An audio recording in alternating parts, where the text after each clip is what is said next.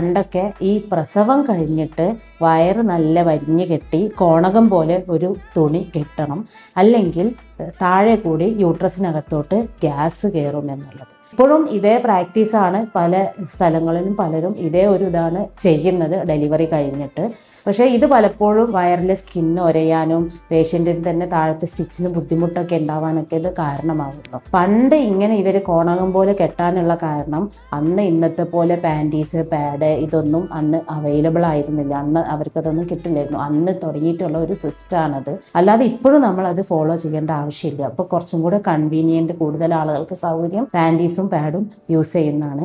ഒരിക്കലും ഈ കോണകം പോലെ കെട്ടുന്നത് കൊണ്ട് യാതൊരു പ്രയോജനവുമില്ല.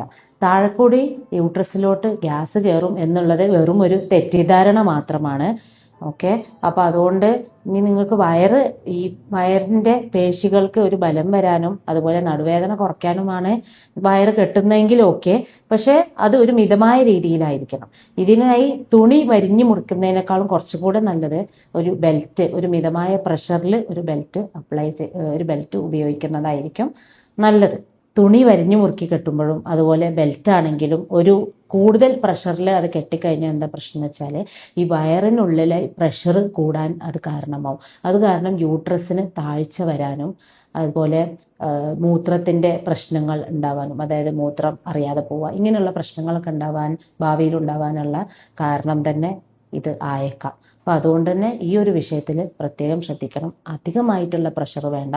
അതുപോലെ ഒരു മോഡറേറ്റ് പ്രഷറിൽ ഒരു ബെൽറ്റ് യൂസ് ചെയ്യുന്നതായിരിക്കും നല്ലത്. നിങ്ങൾ ബെൽറ്റ് അപ്ലൈ ചെയ്യുമ്പോൾ നിങ്ങൾക്ക് അത് ഇട്ടിട്ട് നടക്കുമ്പോൾ എന്തെങ്കിലും ബുദ്ധിമുട്ട് തോന്നുന്നുണ്ടെങ്കിൽ അതിൻ്റെ അർത്ഥം അത് പ്രഷർ കൂടുതലാണെന്നാണ്. അപ്പോൾ സാധാരണഗതിയിൽ നമ്മൾ ബെൽറ്റ് അപ്ലൈ ചെയ്ത് കഴിഞ്ഞാൽ നമുക്ക് നടക്കുമ്പോൾ കൂടുതലൊരു എളുപ്പം തോന്നണം. അങ്ങനെയാണെങ്കിൽ നിങ്ങൾ അപ്ലൈ ചെയ്തിരിക്കുന്നത് അത് കറക്റ്റാണ്. ഇനി എന്തെങ്കിലും സംശയം ഉണ്ടെങ്കിൽ നിങ്ങൾ ഹോസ്പിറ്റലിൽ വരുമ്പോൾ, ഡോക്ടറെ കാണിക്കാനോ ഒന്ന് വരുമ്പോൾ ഒന്ന് ചോദിച്ചാൽ മതി. അപ്പോൾ പറഞ്ഞു.